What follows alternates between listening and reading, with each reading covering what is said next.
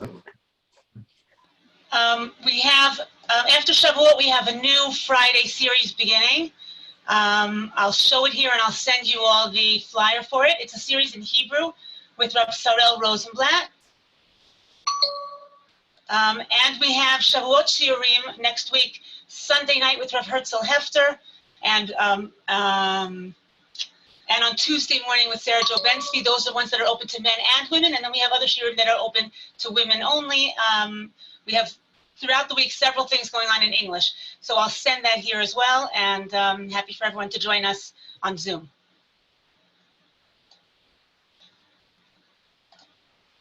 Okay, Levi, turning it over to you. Thank you very much, Elisa. Welcome back to everybody for part 4 of this exciting series where we have been tracking the tale of a Hasidic tale. In our first installment, we had a look at what is probably the most famous Hasidic tale.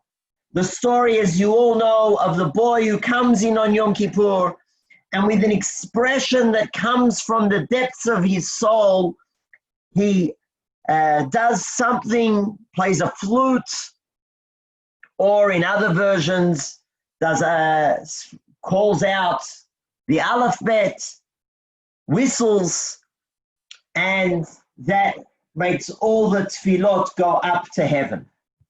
We highlighted in our first meeting how the original, or rather the first printed version of this story, has an antinomian sting. A sting that was too hard for many people like Reuven Werber to handle. And because of that, in retellings of that story, we find that people were unable to have that story and they needed to change it and say, no, he wasn't playing the flute, he was calling out the alphabet. In our second meeting, we explored how Agnon and other writers kept the story intact, but slightly changed it by moving it from being on Yom Kippur to just afterwards at that liminal space. And I suggested that Agnon's reading is a meditation on the shofar blast. The shofar at the end of Yom Kippur, when we have exhausted all our words, when we have nothing more to say, when we've spent the entire day in shul davening, the only thing left is that breath that comes from the depths of our souls as a final prayer on Yom Kippur. In our third meeting, we had a look at the fantastic version of the previous Lubavitcher Rebbe, Rabbi Yosef Yitzchak Schneerson, the Rayatz. And we had a look at that story. We saw how he, with deft moves, how he changes the story. The boy is no longer lovable. You don't want to be that boy, Nebuch. He's a little bit strange. He makes animal noises. And we suggested that the Rayatz is trying to distance us from that boy. And at first blush, it seems that in the Rayatz's story, the hero is clearly the Baal Shem Tov. And then we took that a step further, and I tried to suggest to you that there are a few key elements in that story. A women's section, songs being sung at the end of Yom Kippur davening, and sending people to far locations that seem to indicate that the hero of that version is not the boy, not the Baal Shem Tov, but the Rayatz himself. And that's where we've got to in our first 3 installments of this series. And today we'll wrap up the series with a 4th installment, a 4th vector of having a look at the stories. Now, when we said that this story was retold, all the retellings that I've presented to you pretended that they were the original. Did everybody get that? None of them said, I know there's another version out there, but I don't want you to read that. I'm going to tell you something different. They all presented as if this is the story. You'll even remember last week that the Rayatz comes along and the Rayatz says, K'ma'aseh hayadua. K'ma'aseh hayadua, like the famous story. K'ma'aseh hayadua, meaning he wants everybody to know this is the story. And it's only when I tried to juxtapose these different versions that I'm able to piece together as a narrative of the storytelling. If you were to read each one on their own, each one on their own stands in their own right. There's another way of dealing with the story, and that's where we're going today. Once a Hasidic story becomes embedded in Hasidic consciousness or even broader Jewish consciousness, then there is the possibility that commentators, storytellers can allude to the story, make a reference to the tale. The listeners all immediately pick up on what's being discussed, and then the storyteller goes on to tell something different. In such cases, the storyteller knows full well and is open about the existence of the other versions. In fact, the storyteller is in conversation with those earlier versions. So this is a different vector. It's not where I'm denying, I'm pretending like those other versions don't exist. Rather, I'm using those other versions as a jumping off point for saying something else, for offering new meaning. And it's that group that I'd like to have a look at today with you. Are you with me, team? You can give me the thumbs up or a wave or something so I can, if you've understood that first point, that two different vectors, or why this vector is different than what we've been doing until this point. I'd like to present along this vector for today 3 versions. And the first version appears in a collection of stories first published in Warsaw in the year 1914. That's quite early. And if I am right in suggesting that this is a reworking of our original tale, then this is of particular interest because it shows us that already in 1914, a story that was first published in 1896 is part of Hasidic consciousness. I'm going to share my screen with you. You've all received the source sheet. It's also in the chat where you can download it, and I'm going to bring it up on the screen as well. Now, this particular story has 3 layers to it. Let's have a look at the story and then we'll tease out those 3 layers. As I said, it's in a work published in Warsaw in 1914, and the story is framed as being told by Rabbi Yisrael of Ruzhin, the Helik Rishona. And the Rishona, Pam Leves Midrashoi, he once came to his Beis Medrash, Va'amar, and he said, Asaper lachem ma'isa. I'm going to tell you a story. So this is a story in a collection of stories. Kafri Echad, a certain villager, ba laha'ir al Rosh Hashanah. excuse me. Bala Ira Rosh Hashanah, a certain village boy came to the city on Rosh Hashanah, V'holach lispalel, and he went to daven. V'akafrim akadmonim lo yochlu lispalel, and the villages of yore, the villages of old, they didn't know how to pray. V'lochein amad v'hibit ono v'ono. He stood and he looked this way and that. That's a typo over there. You can correct that. That should be a hey. Ono v'ono. They looked this way and that.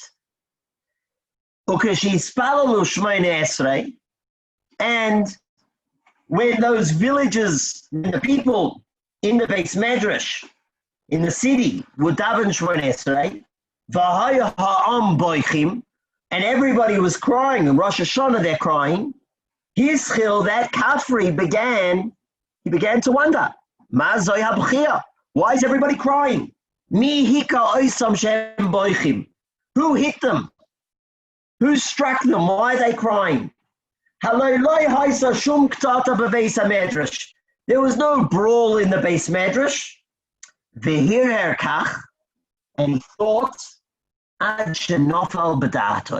until he started, the idea dropped into his mind. Mistama heim boichim. It seems that they are crying. Al shema'achrim kol kach beveis hamedrash. They're crying. Why? Because davening is too long. Vehem re'evim, and they're hungry.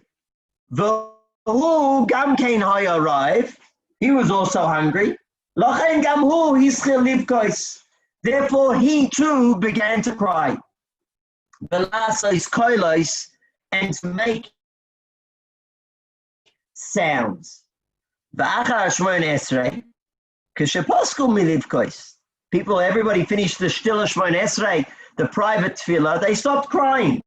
Chazar v'tama, mazeh sha'ata einam boichim. Why'd they stop crying? A minute ago, we were all hungry. Ad sha'ala badatoi, until he had the reason, he had the idea. Shera b'veisai, he saw in his house, but kodim shalach lebeis hamedrash, in the morning before he went to the Beis Medrash, shehenichu b'soich haparperes shekoring tzimus, that they placed in the side dish that's called tzimus. What's tzimus, Chevra? What's tzimus? Who knows what tzimus is? What's tzimus? Carrots. I need. And prunes. Now you're already starting to give me recipes. You're already starting to give me recipes. Rabbi say, tzimus just means stew. Tzimus means stew. The custom, and you can see the second source on your sheet, it's in the Kitzur Shulchan Aruch, custom of Ashkenazi Jewry is what type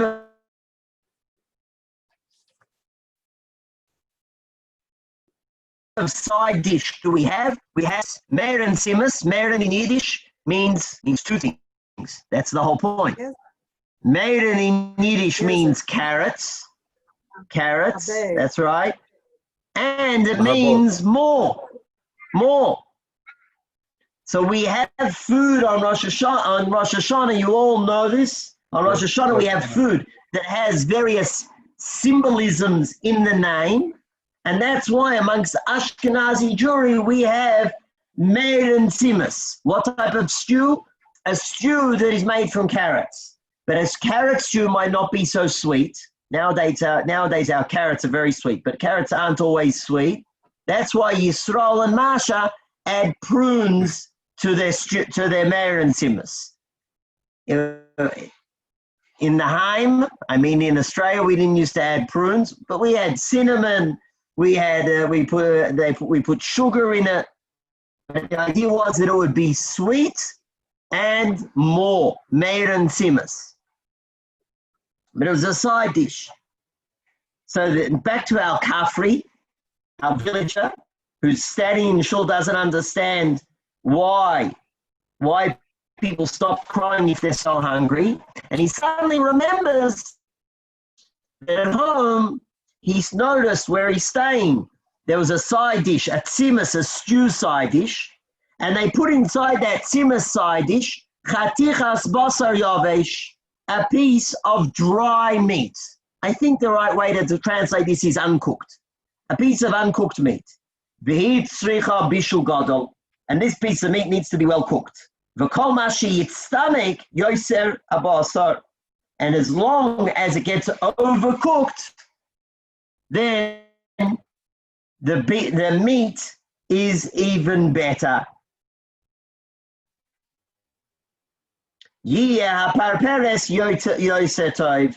As long as it gets cooked more, the side dish is even better. Therefore, he also stopped crying. Why did he stop crying? Because he realized, okay, davening's ausgeschleppt, it's schlepping out a little bit, but nicht gefährlich, it's not the end of the world. Why is it not the end of the world? Because the food will cook better. When it came to Tkiyas Shofar, again they started crying. Again he says, what's going on? I thought everybody was happy that davening is being ausgeschleppt because I thought we're waiting for the food to cook. Until he realized, it's true that the side dish will be tastier as long as davening, as long as the time gets schlepped out. How long can we wait? And he too began to cry. I see that Reuben really enjoys this version. I must ask you, do the people in Tzur Hadassah also cry so much on Rosh Hashanah because they're hungry? Not because they're hungry. Baruch Hashem in Tzur Hadassah. Kodesh Kodashim here in Tzur Hadassah. Tzadikim Yesoidei Olam. My friends, we see in the story, there's one more line in the story which I'm saving for the moment. You've all got it in front of you. I'm going to get to it in a moment. The story I would like to claim. I'd like to argue. I'm interested to hear whether you think that this is true. There's a few key elements in this story that suggest to me that this story is being told. The moment you read this story, you immediately think of that village boy.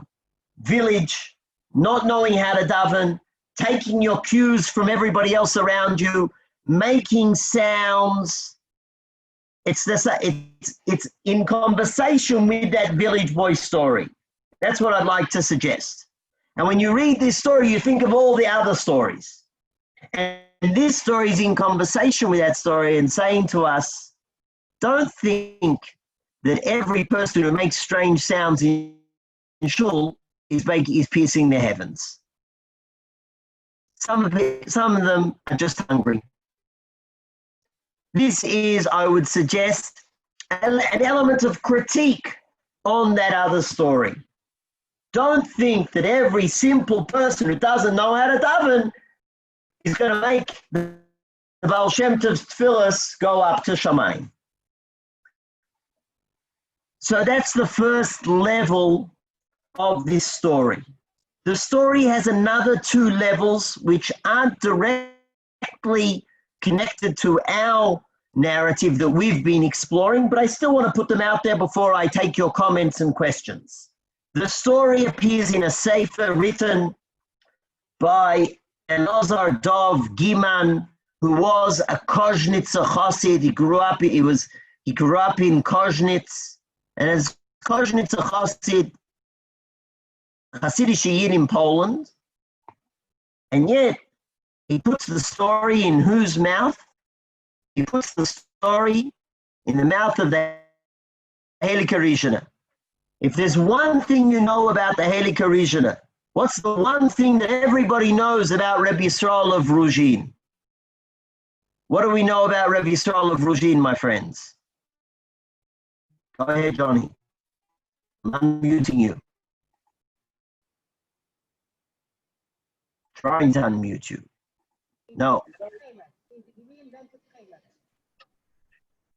No, it's Esther. Thank you, Esther, for being the fall guy. No, that's Radzin. Radzin.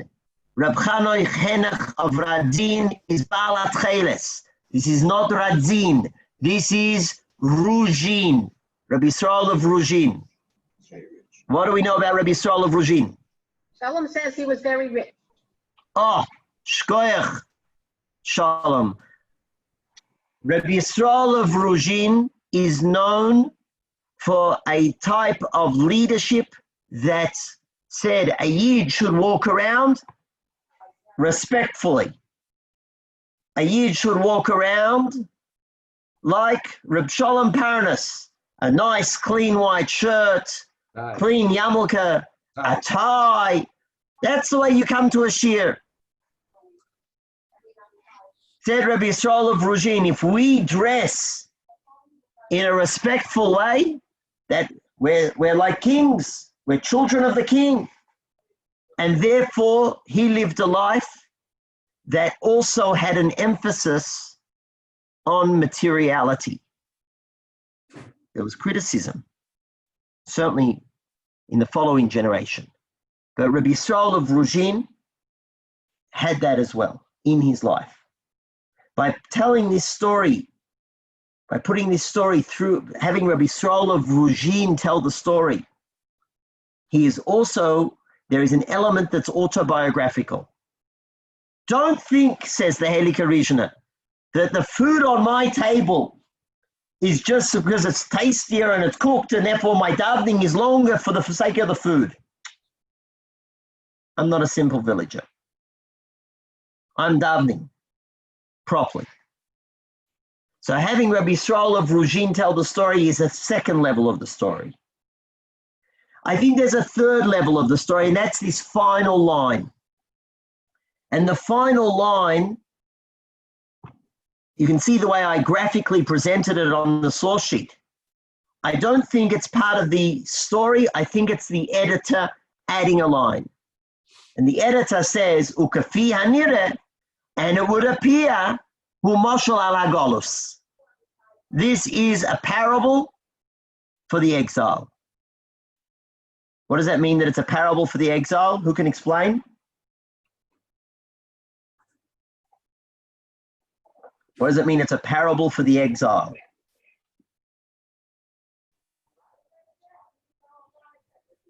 Who wants to help us out?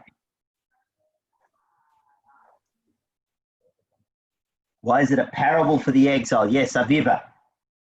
Is it about the fact that we all as exiles don't know how to come forward and daven? That we are in fact like the village boy and we shouldn't make assumptions about what's going on that we really don't understand, and we need a knowledgeable teacher to lead us on to the correct, the appropriate way?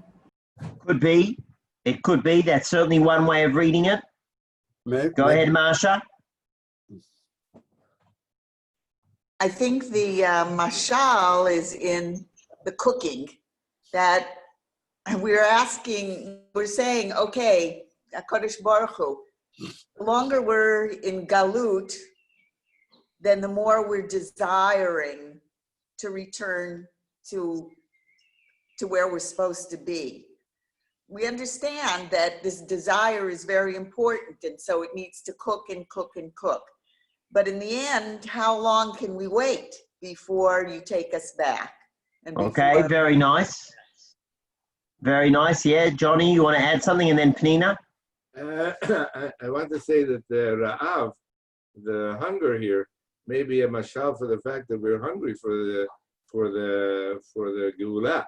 Mm-hmm. And that the hunger, it's similar to what Marcia said, that the hunger is really what's bothering here, that we're always hungry because we're hungry for the fact that we're still in Galut. Okay, very good. I want to add to what you said without taking away. The text is in front of you just like it's in front of me. Oh, sorry, Penina, you were next. And then I'll add something. So I was thinking also perhaps that some people don't even know why you're crying to leave why is the Gullus so bad? You're crying, why are you crying? Everything's we're here, we're fine. And the people who don't even understand why some people are yearning for the geula, and they try to understand in their own sort of materialistic or different kind of way. Right? Excellent, Penina. I wanted to take exactly that line, but without negating what the other people said, because as I said, the text is in front of all of us. But I think that we could read this story as being, sometimes we're crying, says Penina, for the wrong things maybe. And we're crying because of the food. Whereas really, the bigger issue is the entire Golus. And we really maybe are crying for one thing, and we're not crying for the right thing. Or sometimes we focused on one thing, but we miss the bigger picture. My Zeta Oliver Sholem described how when he was in Poland before the war, as a young boy, before his bar mitzvah, he used to take a towel, put it on his shoulders, and pretend to be a chazan. And he used to, in his davening, he would say to HaKadosh Baruch Hu, HaKadosh Baruch Hu, if you don't mind, don't bring Mashiach yet. Chab nicht. Wait a little bit. Life is so good.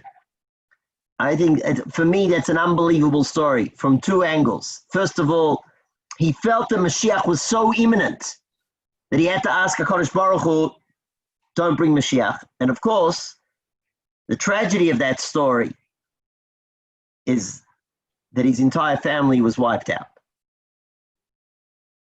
So sometimes we're not even asking the right questions, we're not focused on the right things, we miss the bigger picture. And I think the storyteller tries to embed this story to be a tale of how we relate to Golus. Is this what the Hasidic originally meant? I don't know. I don't know. Is this a critique on the original story of the village boy, or is this just using that frame to tell something about the Golus? There are different ways of reading it. Yes, Johnny. Or is this just a different story? Or is it just a different story? 100%. This is my suggestion to bring this together. I don't know if there's other people who have suggested that. You don't have to accept that. You can also just enjoy it because it's a good story, a good Hasidic Shemaisa. I think it's connected. There's a germane connection to the story we've been exploring. Before we go on to our second version, yes, Reuven. I think there's a deep theological question here as to the hityachasut to God's plan, to Bahadakav Shederachman Allah. We at one point we're crying because we really want the Geula. It's really important for us. But then we say, well, maybe as far as the Kodesh Baruch Hu is concerned, the time hasn't come yet, and we gotta wait. We gotta be quiet, and that's it. But then this is the Hasidic Shechap. Oh, but we can't wait anymore. We can't. We don't have the koyach to wait. Kodesh Baruch Hu, bring the Geula. Excellent. I certainly accept that. And are you there, Reuven? Yeah. Disappeared into Yerushalayim there. I accept Reuven's reading. I certainly think that Reuven's reading fits this last line that I just highlighted. Without that last line, I don't know how many of us thought that this was talking about the Golus. That's why I want to suggest to tease out the different meanings or different layers of the story. The storyteller, Elazar Dov Giman of Koznitz, he wants to frame it as a story about Golus. Elazar Dov Giman is with Reuven. He says, yes, Reuven, you understood me. The Hasidic originator who told the story, I think he's with me. Works out nicely for me. I think the Hasidic originator says, yes, that's what I meant. I meant you shouldn't be too excited about these ignorant village people because they don't really know what they're always doing, and just making noises in shul isn't good enough. Let's go. Any other comments before we go to our second version? I see Marsha. Yes, Marsha, you've got something. Feel free to use the raise hand function if anybody wants to say something. Go ahead. I have a question because I think in the other 3 stories that we've looked at, somehow we get back to God wants the heart. And in this one, you don't seem to be able to get to that point in this story. I don't see a connection to that point.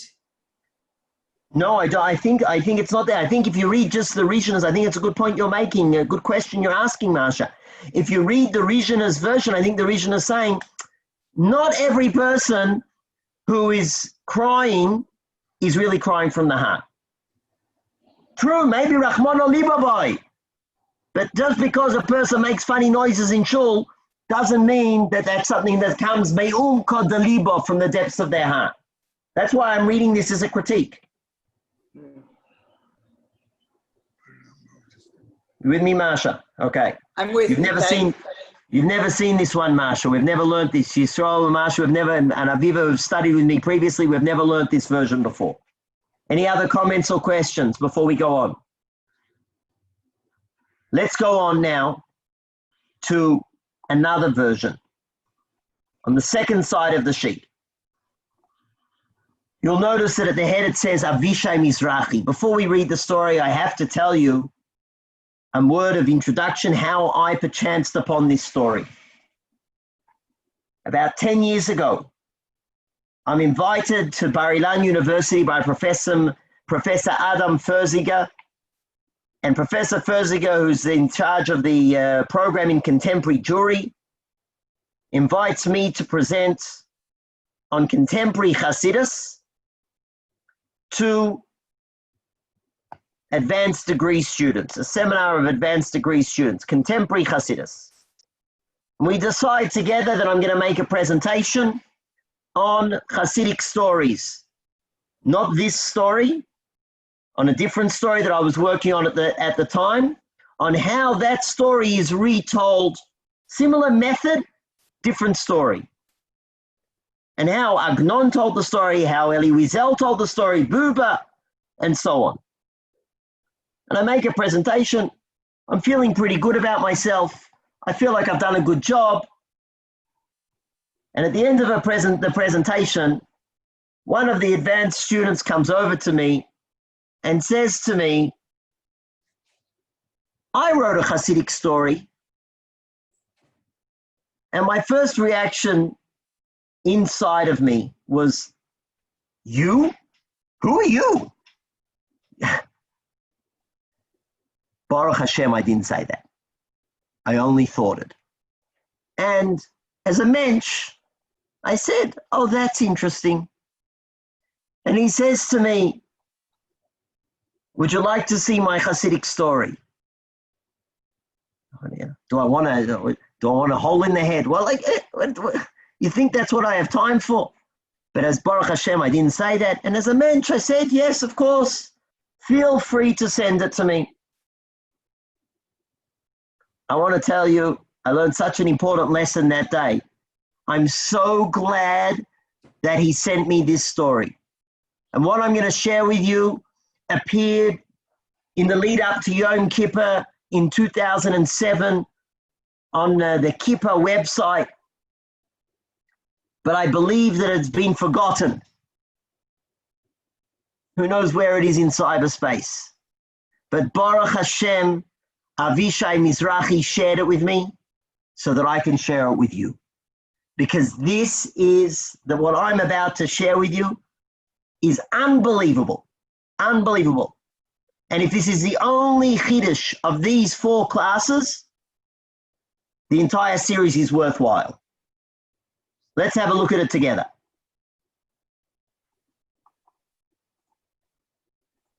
Avishai Mizrahi says the following. You have it on your source sheets. It's in front on the screen as well. Avishai Mizrahi, clearly a native Hebrew speaker.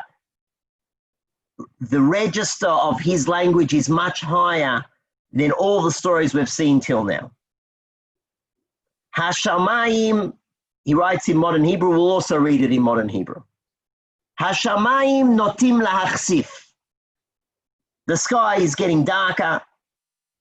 Hachama od mavricha kavei or klushim hamachamamim et ha'avir hatzonen shekmo kfo mirat hayom hakadosh. Rays of light, rays of the sun are coming through, and they're still warming the air that is frozen, that is cold, that is iced over. But it's iced over not because of the coldness, but because of the awe of the holy day. You read that sentence, you realize you're in another world already. Beit HaKnesset shel HaChasidim HaModernim, the shul of the modern Hasidim, Tachus ad Machnak, is packed together chokingly. Ba'od regaim achadim ya'aleh haRebbi ledukhan letfilat kol nidrei. In another few moments, the Rebbe will go up to the lectern for the tefillah for starting kol nidrei. So our stories that we've had a look at till now all seem to happen when? At the end of Yom Kippur. This one happens at the beginning of Yom Kippur. I want to suggest this is an indication that the entire story, from this point you can already see, is turned inside out. It happens at the other end of Yom Kippur, and as you see, it's the inverse of our story. Stay with me. Ish ish v'kavanotav mechunas ba'atzmo. Each person with his own intentions is inside himself. Hem, the people there, chotzim rekiim, they are traversing firmaments, b'machshavtam, in their own minds. V'yordim ad ma'amakei tahom, and they go to the depths of chasms. Borim u'machrivim olamot lo nodaim. They are creating and destroying worlds that will never be known.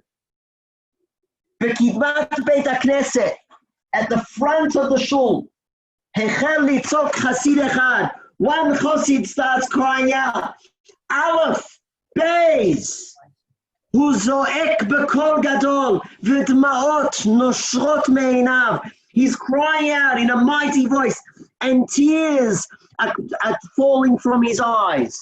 Aleph, Beis, Gimel, Dalet, Hey. Miktav kriotav holech v'gover. The beat of his cries is getting stronger. V'haotiyot, and the letters, kamo mitkabot b'chalal ha'avir hadachus. As he calls out those letters, it's as if those letters, Aleph, get stuck in the air, that is so packed. Mimino, at the right of this person, Makeh mandahu b'chalil, someone is playing a flute, nigun amok upolshani, and tune that is deep and invasive, hametalteloto, that is carrying the flute player, kelulav ashkenazi b'shat na'anua, like an Ashkenazi lulav when it is being shaken. Let's just zoom out for a second. Like an Ashkenazi lulav. Well, what type of Hasidic story says an Ashkenazi lulav? In the world of the Hasidim, what other type of lulav is there? There are only Ashkenazi lulavim in Europe. So you can see that the story is transplanted, and as you can see already from the author's name, Avishai Mizrahi, he's a Sephardi. And we know that Ashkenazim, what they do with their lulavim, they put 1, 2, couple of rings, not too many. And if you shake the lulav, it moves. You can hear it even has a noise. Sephardim, some Sephardim, what do they do with their lulav? I'm sure you're familiar with it. They tie it up with ribbon right to the top. And when a Sephardi shakes the lulav, you know what you hear? Nothing. So by saying an Ashkenazi lulav, the author is indicating to us, just remember, there are Sephardim in this base medrash as well. And as we know that Sephardim nowadays are part of the Hasidic scene with regard to Lubavitch and Breslov, and certainly part of the neo-Hasidic scene in its different forms.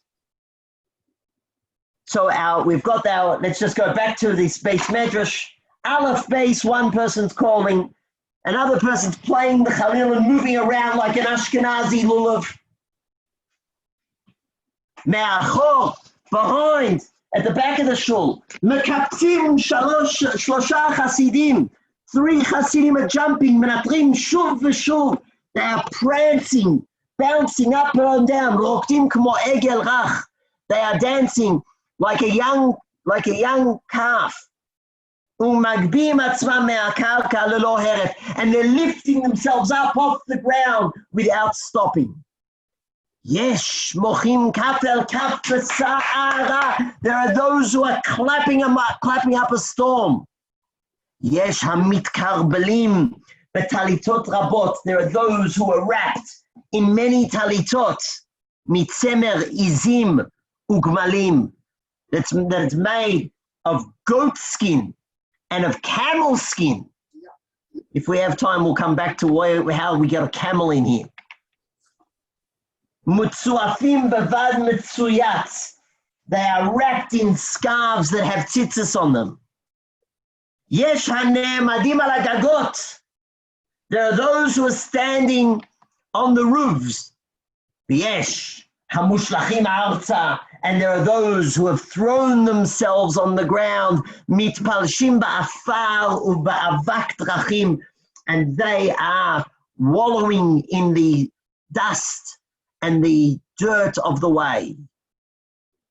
Beit HaKnesset, at that moment, with that scene, Lovesh ba'achat, tzurot meshunot. At one moment, the entire shul has different images. It's a mosaic, a cacophony. Shalal tzvaim v'nigunim. A collection of colors and sounds.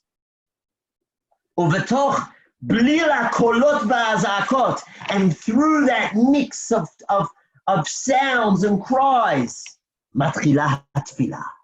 The prayer starts. Harebi metapes leduchan. The Rebbe gets up. And he tries to excite his Hasidim. Or as, at that moment, Niftachat hadelet, the door opens, uveknisa Yehudi pashut, and standing there is a simple Jew. Michnasayim shchorot lo, he's wearing black pants, v'chagura toemet, and a matching belt.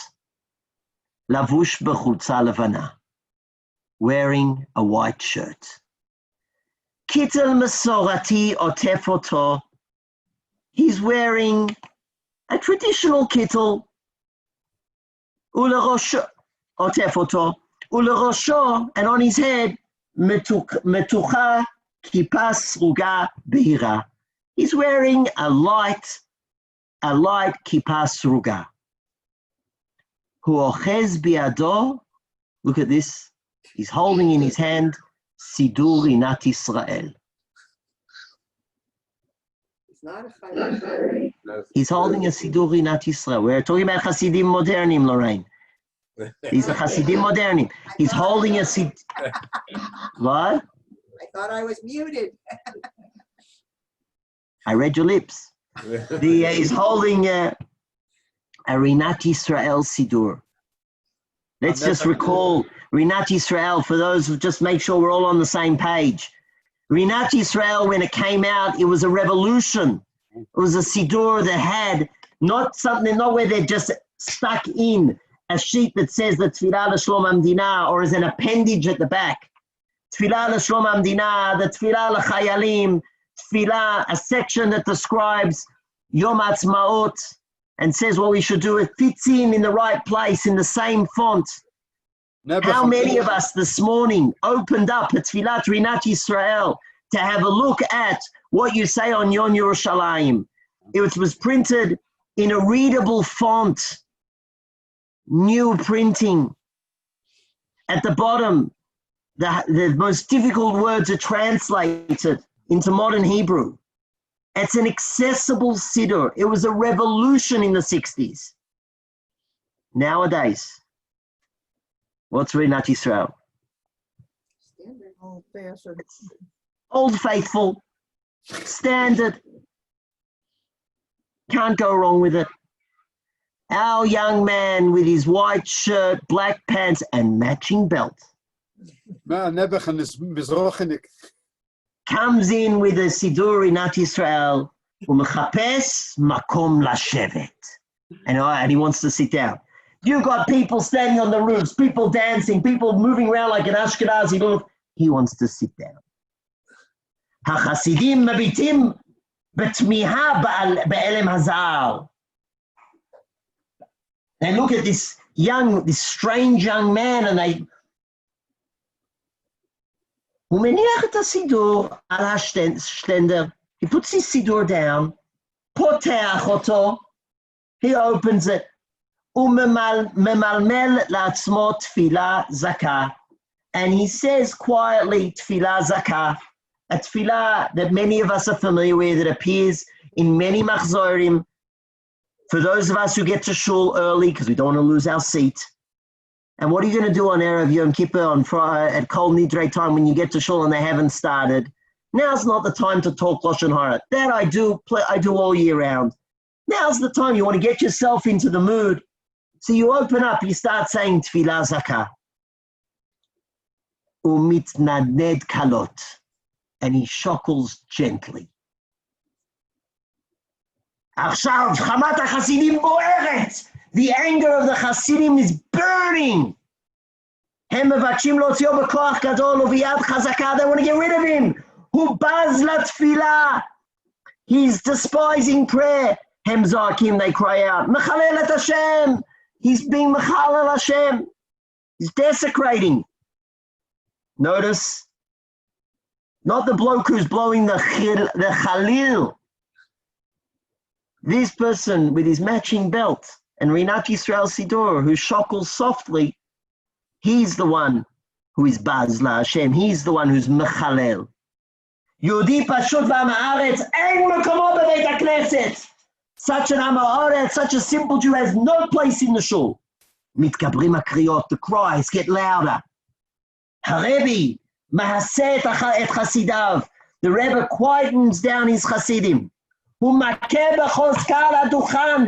bangs mightily on the Duchan, and he cries out with tears, Atzru, stop, hu omer. Al tavozu liyehudi hazeh. Don't despise this Jew. Du'u lachem, ki tfilato shel oto Yehudi pashut. You should know that the prayer of this simple Jew, Hama'alel b'sidur, who turns pages in his sidur, im levusho haburgani, with his bourgeois clothing, v'ninudav kalim. You can see there's still a bit of criticism over here, and his little shackles. Matzlicha livkoa rekiim ulagia ad kisei hakavod. Even this bourgeois Jew with his matching belt and his Rinat Yisrael Siddur, even his tefillah can pierce the heavens and reach the heavenly throne. Hanichu lo, leave him be. Al tabitu el mar'ehu, look not at his image, at ela el gova nishmato, but to how lofty his soul is. Huh? What do you say, friends? What a story, huh? Madhim, madhim. What a rendition. What Avishai Mizrahi does is he takes our story and turns it inside out entirely. And he tells something totally different.